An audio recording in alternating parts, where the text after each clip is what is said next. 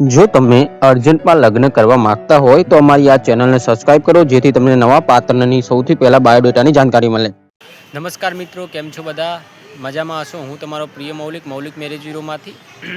આજે અર્પિતાના પપ્પાનો ફોન આવેલો છે આપણામાં, જેને અર્પિતાબેનને લગ્ન કરવાના છે. સાંભળો રેકોર્ડિંગ.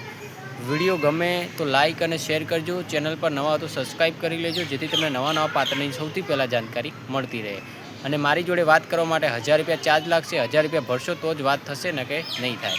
અર્પિતાના પપ્પાનું કહેવું એવું છે કે સારો છોકરો હોય, જે ગોહિલ સમાજનો હોય એવો જોઈએ છે, અને એમના શહેરના અંદર જ જોઈએ છે. સાંભળો રેકોર્ડિંગ. વિડીયો ગમે તો લાઇક અને શેર કરજો. ચેનલ પર નવા તો સબસ્ક્રાઈબ કરી લેજો, જેથી તમને નવા પાત્રની જાણકારી સૌથી પહેલાં મળતી રહે. યાદ રાખજો,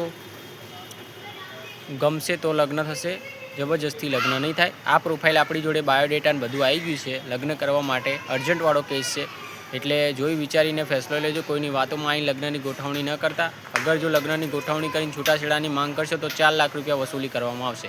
સાંભળો રેકોર્ડિંગ. વિડીયો ગમે તો લાઇક અને શેર કરજો. અને જો તમારી ઘરવાળી કોઈ બીજાને બોલાવતી હોય અને હવે તમારે એને પાછી લાવી હોય, વાતચીત કરતી ના હોય તમારી જોડે, તો મને કોલ કરો 931353 વાળા નંબર પર. હું તમને પાછી લઈ આપું 2-3 દિવસમાં. 2-3 દિવસનો ટાઈમ લાગે, પણ પાછી આવી જશે તમારી લાઈફમાં. વિડીયો ગમે તો લાઇક અને શેર કરજો. સાંભળો એમના પપ્પા શું વાત કરે છે, કેવું પાત્ર શોધી રહ્યા છે, અને એમના જોડે લગ્ન કરવા માટે કોલ કરો આ નંબર પર 9313533149. જય શ્રી કૃષ્ણ. સાંભળો રેકોર્ડિંગ. ક્યારે છે? 21 વર્ષ છે. શું નામ છે એનું? અર્પિતા.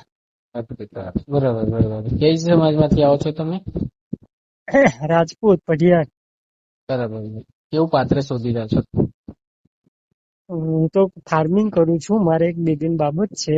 બેબી માટે વ્યવસ્થિત છોકરો ને હોતું છું. કેવું, મતલબ કેટલી ઉંમર છે બેબીની? શું નામ છે બેનનું? અર્પિતા. અર્પિતા બેન કેવા?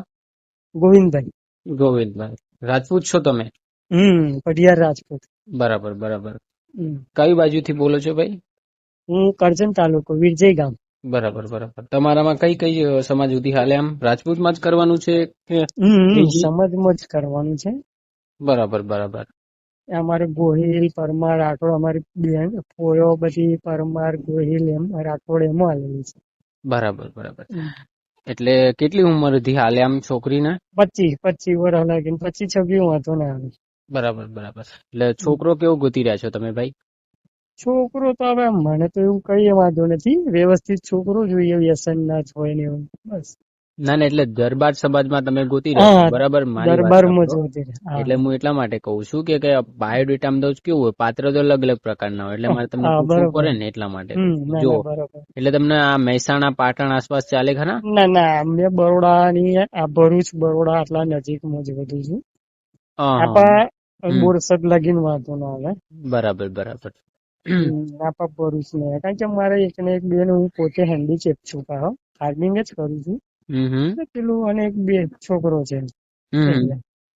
બરાબર. એટલે કેટલી ઉંમર સુધી હાલે છોકરીને? 25-26 વર્ષનો ઉંમર લગીન વાંધો ના. બરાબર. એટલે આખું નામ શું બોલ્યા તમે? પઢિયાર અર્પિતાબેન ગોવિંદભાઈ. બરાબર. એટલે એને કામ માનો કે એની ઉંમર કેટલી? 21 વર્ષ છે ને? 21 નું ચાલે. 21 વર્ષ. તો એમના ફેમિલીમાં કોણ છો ભાઈ તમે? મેં, મારી વાઈફ, મારા મમ્મી પપ્પા છે, મારી વાઈફ છે, અને એક બેબી બાબો. 6 જણ. બરાબર.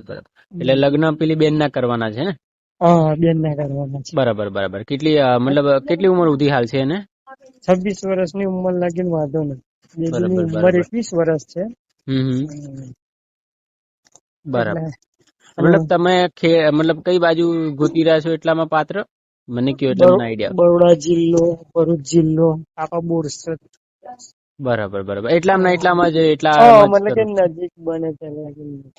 મતલબ આ બાજુ અમદાવાદ આસપાસ તો કરવું જ ના, એ બહુ દૂર નથી કરતું. બરાબર.